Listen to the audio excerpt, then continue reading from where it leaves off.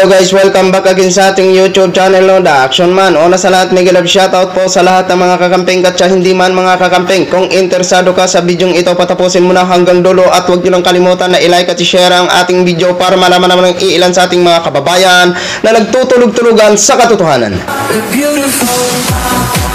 Muli naman nagbabalik ang nag-iisa yung host na si The Action Man para magbigay ng komentaryo at reaction sa mga mainit ng issue ng bayan.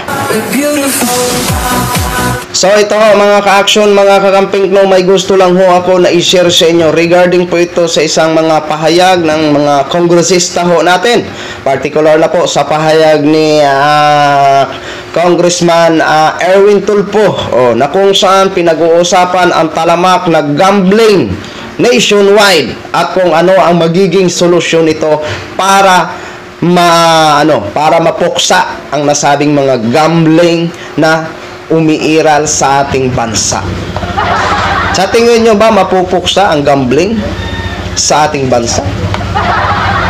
Kung ang iilan sa ating mga opisyal ay isa din sa mga protector?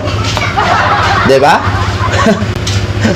Ay nako. Ito ho mga ka-action, panoorin po natin to, pakinggan po natin itong suggestion ni sino ba to? Ni Erwin Tulfo. Ipapatawag ang lahat ng mga directors. Okay? Napansin ko lang ho, bakit ito lang ho ba yung mga regional director natin sa buong PNP? We have the resolution tackle the Kasi if we're talking of illegal gambling, Mr. Chair, I suggest that we call all of the regional directors. Kasi ang gambling po ay masyadong proliferated na sa buong bansa. Hindi lang po sa Region 3, hindi lang sa Region 4, may Region 1, may Calabarzon, lahat mayroong dyan sa Cordillera hanggang sa ARMM. It's so proliferated, Mr. Chairman. Kulang ho ito. Nandito ang NBI. Nasaan bang si IDG dito? Nandito rin ba? Ang dami yung klaseng pasugalan, Mr. Chairman. Ang dami yung pasugalan, sus, Panginoon ko. Pagbabanggitin ho natin dito lahat ng kasugalan. Peryahan, bookies, STL, loading, wedding, pati STL, ginagawang wedding, online sabong. Kaya walang kinikita yung pagkor natin dahil kinukompetensya ng sugalan, Mr. Chair. Kahit anong gawin natin, yaw dito, kung hindi naman matigil ito, wala rin mangyayari. And this, bata pa ako, nag-iimbestiga ng Kongreso at Senado ng illegal gambling, ala naman ho nangyayari. So, we must do something about it kasi meron na ho talaga napakalalahan ng sugalan. Problema, hindi lang ho ito mga otoridad natin ang pasok dyan. Pati yung mga politiko, masakit man hong sabihin, pati mga politiko natin, mga mga local leaders natin, kasama din minsan dyan. So, how do we stop? Totoo po yun, mga ka-action, mga kakamping. Di ba? Sinabi ni Congressman Erwin Tulfo, kasama ang iilan sa mga otoridad natin at mga opisyal ng gobyerno. Di ba? Sa online sabong, may isang opisyal ng gobyerno na nagmamayari. Di ba? Buti ngayon, nahinto na. Nahinto na yung online sabong. Hindi na online sabong, pwede ka nang pumunta doon sa mga polisiyong kung saan yung mga sabungan.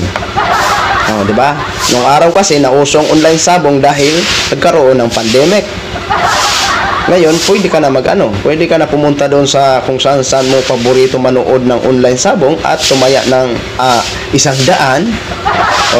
Pag mamalasing ka, ang 100 mo ay 1 pusta lang. Pero kung swertehin ka sunod-sunod, ang 100 mo aabot niya ng 100K. So ako dati din nagsasabong din ako kaya alam kong kalakaran kung makikwenta mo yung talo mo, makikwenta mo yung panalo mo pero ang talo mo hindi mo makwenta.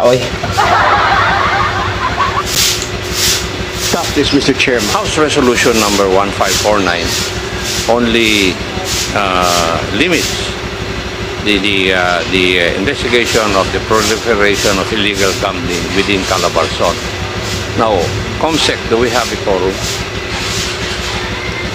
If we have a quorum, Mr. Chair, I think we have to settle the motion of the Honorable Tulfo if we are going to include in our hearing insofar as House Resolution number 1549 would include the different regions of this country. So, since we have the quorum, we decide, Mr. Okay. Chair.